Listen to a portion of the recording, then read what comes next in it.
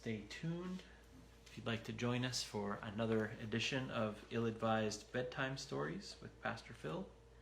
We hear tonight number 26 of the letters from Dear Uncle Screwtape, as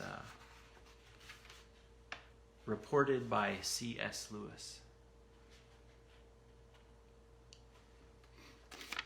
My dear Wormwood, yes, courtship is the time for sowing those seeds which will grow up 10 years later into domestic hatred.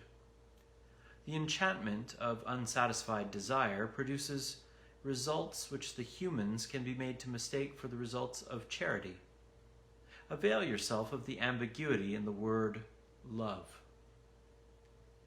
Let them think they have solved by love problems that they have in fact only waived or postponed until under the influence of this enchantment. While it lasts, you have your chance to foment the problems in secret and render them chronic. The grand problem is that of unselfishness. Note, once again, the admirable work of our philological arm in substituting the negative unselfishness for the enemy's positive charity. Thanks to this, you can, from the very outset, teach a man to surrender benefits, not that others might be happy in having them, but that he might be unselfish in foregoing them.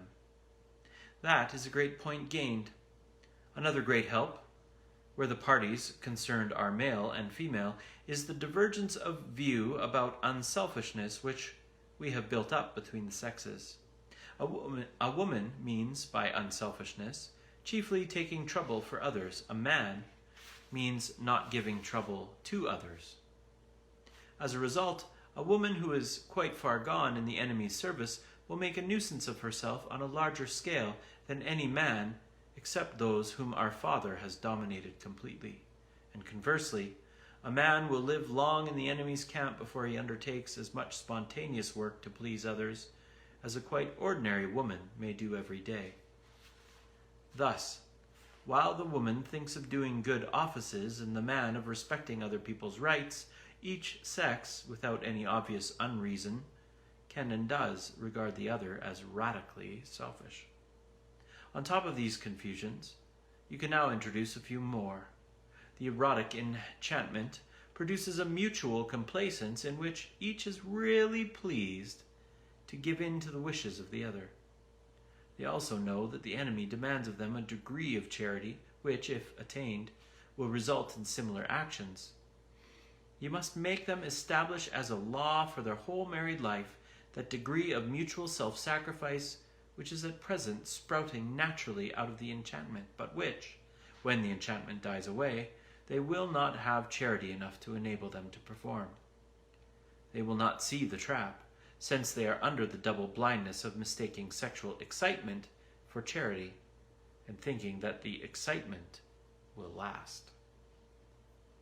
When once a sort of official, legal, or nominal unselfishness has been established as a rule for the keeping of which their emotional resources have died away and their spiritual resources have not yet grown, the most delightful results follow. In discussing any joint action, it becomes obligatory that A should argue in favor of B's supposed wishes and against his own, while B does the opposite. It is often impossible to find out either party's real wishes. With luck, they end by doing something that neither wants, while each feels a glow of self-righteousness and harbors a secret claim to preferential treatment for the unselfishness shown and a secret grudge against the other for the ease with which the sacrifice has been accepted. Later on, you can venture on what may be called the generous conflict illusion.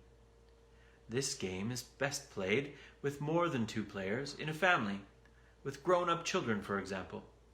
Something quite trivial like having tea in the garden is proposed. One member takes care to make it quite clear, though not in so many words, that he would rather not, but is, of course, prepared to do so out of unselfishness. The others instantly withdraw their proposal, ostensibly through their unselfishness, but really because they don't want to be used as a sort of lay figure on which the first speaker practices petty altruisms.